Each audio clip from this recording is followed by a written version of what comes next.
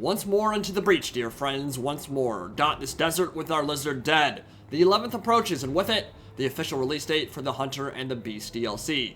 We've shown a lot so far, but haven't covered Nakai the Wanderer himself, the rampaging Kroxigor of legend, so here he is, in the flesh, strolling through the sands like he owns the place. And if we're being honest, pretty much does.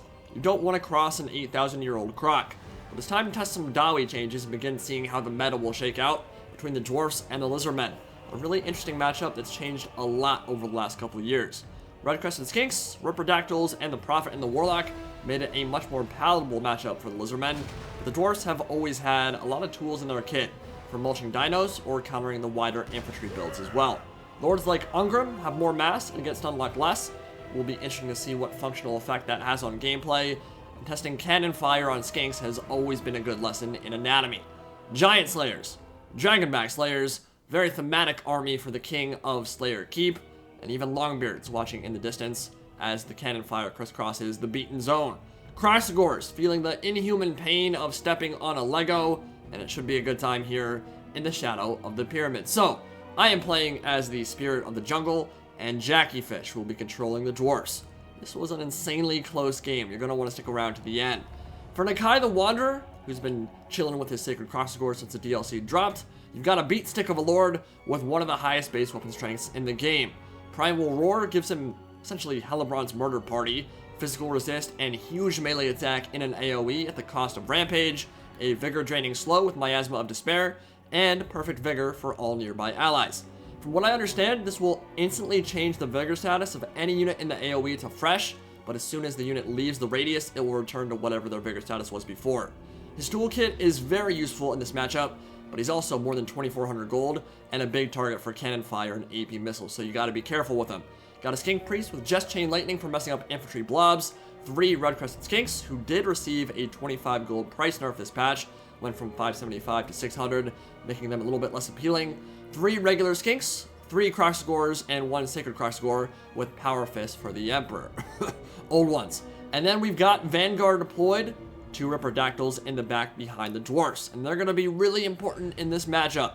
Their job is to shut down cannons and thunderers before they can send my Kroxigor to the nether realm. For Jackie Fish and the Dwarfs, pretty wide and short infantry build, as you might expect. Giant Slayers bringing up the rear, and these Mohawk freaks are punishing against dinos and crocs. 30 bonus versus large means they have 80 melee attack in those fights. Brutal. And then, of course, there's Ungrim Ironfist himself, the Slayer King. Red Ruin, Axe of Dargo, Death Blow. He had his chance to ignore Stunlock, get boosted, his mass increased, and his cost lowered by 100. So he should be more efficient at chopping through dinos. Cannons, gonna be really annoying to deal with here. Slayers are guarding them well. Thunderers, and we've got 4 Dwarf Warriors in the front ranks, 3 Longbeards in the middle of the army, and Thunderers in the back, marked by those red arrows. So Slayers are going to be a big issue. Ungrim is likely going to be a pretty big issue.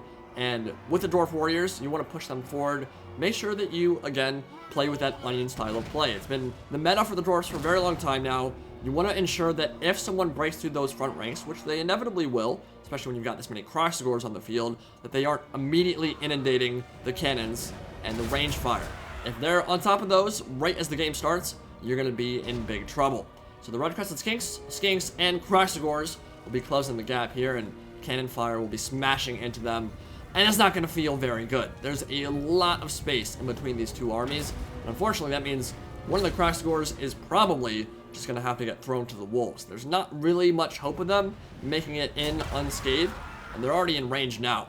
Middle of those formations getting blasted apart, but I was thinking, okay, well, I don't want to get my Kroxigors shot up. I'm going to pull them back.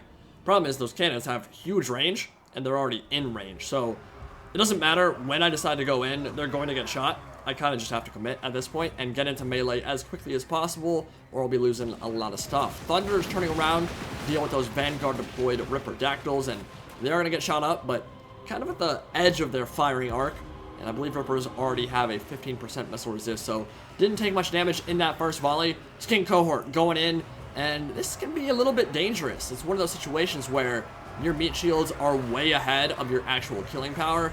Nakai and the Kroxigors represent really all the killing power on the field, besides the Ripperdactyls, so need to make sure that they close in very soon after these meat shields make it in, or they're just going to rout, and without support from Nakai and his leadership buff, you're going to be in big trouble.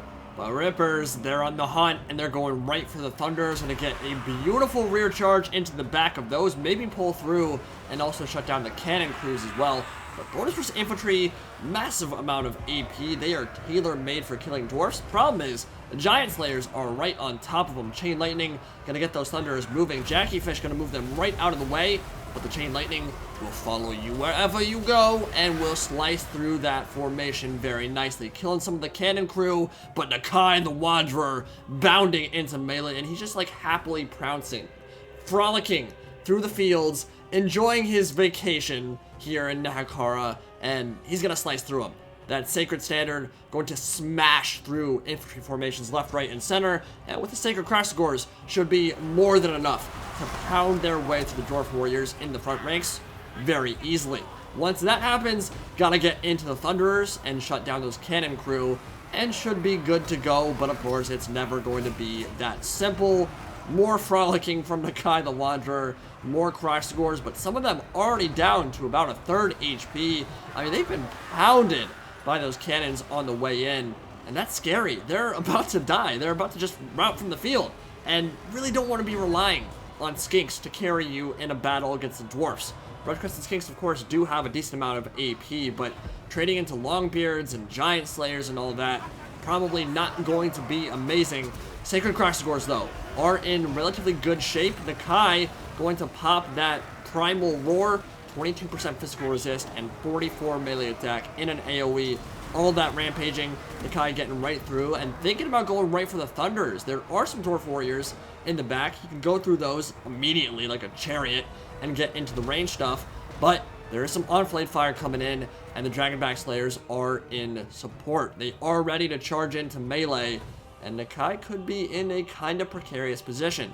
Cannons are right there for point-blank volleys into his dick, and that's really gonna hurt. Cloaca's gonna be a bit sore after some pounding from cannons, and Thunderers getting really good layered fire into those Ripperdactyls, and also taking up a pretty good position in the woods there, where all that large, including the Rippers, will deal less damage and be less efficient in melee. Cannons, yeah, clipping the back, clipping him, smashing into his armored flank. He's got 120 armor, but again, it's cannon fire and it's point blank. It's going to deal as much damage as it possibly can. Dragonback Slayers slowing him down, and Nakai is just going to nope the hell on out of there. No longer wants any part of it. That chariot effect that he has can be good in some instances, bad in others, and in that case it carried him into a pretty precarious position. Ripperdactyls ripping into those Thunders, should be able to finish them off. Nice chain lightning slicing through those Longbeards as well. Took them from about full HP down to half. So certainly a lot of value generated there. And Sacred Cross Scores, the more all-around variant of Cross Scores, cost 250 more, are better against most targets. Not infantry though, and Slayers are not a monster or a unit they want to be fighting. Really, it's just going to hurt them pretty tremendously. They probably need to pull away from that and find a new location, but they're not going to be able to. The slow and the rampage will root them in place, and it looks like those Sacred Cross Scores might go down after the Rippers charge in from behind. Got Red Crested Skinks charging in from the flank, surrounding the Dwarf Warriors and the Longbeards, who are the last bastion on those front ranks. Looks like they're about to rout. Cross Scores moving in and trying to get that full surround off. And finally, Lizardmen are fully into the back line. But these Cross Scores and Nakai the Wanderer are now in massive trouble. And honestly, they should be going into melee, but I was having a lot of trouble this game, thinking like, Ungrim's hounding me right now. The Slayers are hounding me anytime I charge in. They're going after me. Jackie Fish is doing a really good job of protecting that stuff. Obviously, it's hard to completely protect your Thunderers as the battle lines start breaking down, but Nakai and the Cross Scores are just being chased off by Ungrim, and I don't want to take that fight. Now, Ungrim on an island like that one, it might have been worth to try to completely surround him and kill him. But at the end of the day, he's full HP, Nakai's below half, and Ungrim is bonus versus large, AP, gets 60% additional weapon damage, and AP when he pops Red Ruin could be disastrous if I decided to try to goon him out. So I saw his army, and I was like, alright, all this stuff is kind of isolated now. The Slayer King isn't back there to support them. He's got a while to close the gap. let's use that opportunity to charge in and finish off the rest of these Thunders, finish off the rest of the Longbeards. Might be enough to swing it in my favor, but the balance bar is in favor of Jackie Fish and the Dwarfs, and a big part of that is because he layered his Thunder of Fire well, and he got good cannon fire into the crack scores for the majority of the opening stages of this battle. Cannons trying to get back online. Ripperdactyls are going to say, hell no, senor. Get off those. Stop shooting my lord. Thank you very much. Giant Slayers are coming back, and even though it's only a handful of units, those guys can pack a wallop in a fight against large targets, which Ripperdactyls certainly fall into that category. Crossgores charging into the Thunderers here, bowling them over, sending them flying, and Nakai, well, he'll pop Rampage. That was a mistake. I should not have popped that physical resist. It will help him survive against the Slayers that are coming now, but I've lost control of him and the Croxagores, and that's going to allow Ungrim to close the gap as well. If he gets a couple more attacks in, even with these decapitations, it's going to be really, really bad news for Nakai the Wanderer. He's very low in terms of HP. Thankfully, Rampage wore off. Definitely a mistake on my part at that moment. A crucial moment. Ripperdactyls will go in and zone out Ungrim Ironfist, and we'll scoot and shoot off in another direction because I really just need to play keep away from those Dragonback Slayers and from Ungrim Ironfist for the rest of the game, pretty much. Beautiful Chain Lightning on top of Longbeards. Use some skinks to just kind of tie him down and sacrifice, and I've gotten pretty lucky with the Chain Lightnings this game because they have continued to follow wherever the Dwarf formations march. Shocking display from that Skink Priest for sure. Over 60 kills on high-value targets. Chain Lightning, not a spell you see that often in Total War Warhammer 2 multiplayer. Experimenting with it a bit here, and certainly has not been bad. But Ungrim Ironfist, the Slayer King, Axe of Dargo, slicing through Croxagores. That's one down. And let's see that collision resistance, that mass increase. Let's see how it does when he's fighting a bunch of Crocs. I can't tell you whether he would have been knocked over continuously in previous patches in this kind of fight. I honestly don't know. But right here, he's going to swing about 4 times and kill 3 Croxagores. So take that how you will. That looked pretty good to me. I think Dwarf players might enjoy that. Surrounded by monstrous infantry and certainly living up to his name. Ripperdactyl charging in. Nakai charging in. But he's going to quickly realize that he is in the wrong neighborhood. Dragonback Slayers on top of him. Use that mass and kind of just push your way out. Because if he doesn't, he will die. It's only 2 more attacks from Ungrim. Should be enough to kill off Nakai. And so he's in such a bad way. And this is very scary, because this is the worst the game has been so far. Balance bar pretty heavily in the favor of the Dawi now. And they've got Ungrim at more than 2/3 HP. Croxagores are routing, and wherever the Slayer King marches, monsters are dying. Really can't afford to be losing any more of them. Sacred Croxagores on the hunt, though. Gonna hunt down some of those Longbeards. Give them a couple punches, the 1-2 combination. But you know what? The cannons are trying to fire again. By God, that Dawi had a family.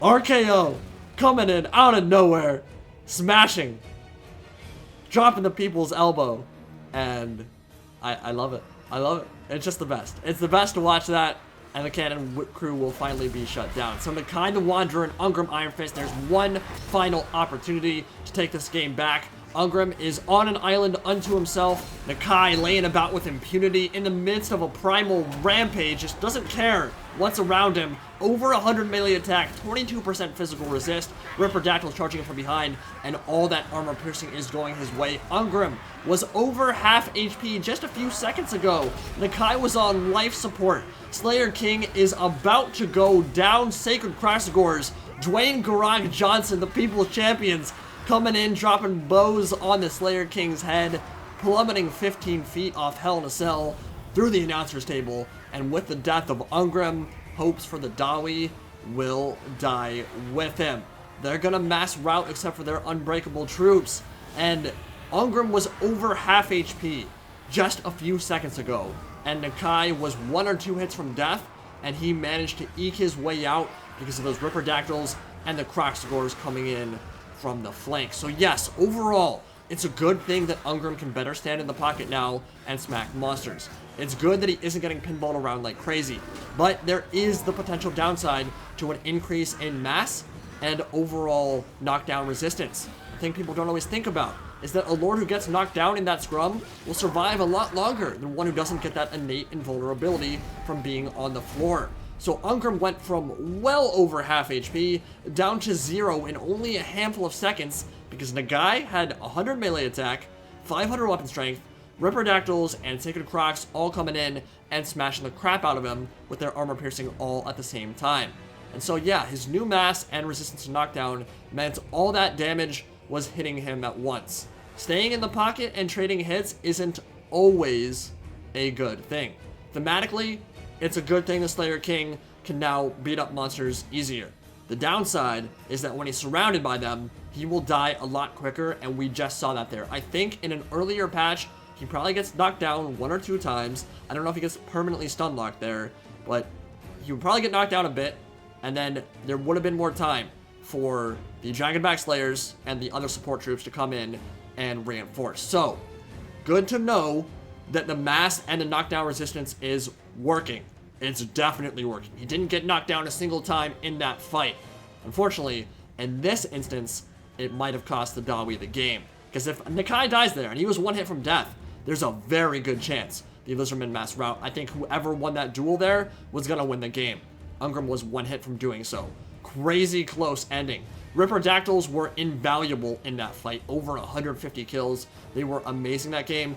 I kind of patrolled around a little bit too much with Nakai and the Sacred Crocs when they're getting shot by cannons. I needed to commit more and sooner, and I didn't do so, and that did hurt me in the long run there. I think that I had a couple opportunities to get on top of Ungrim and take a fight and surround him, but I didn't. Jackie Fish played that very well. GG to him.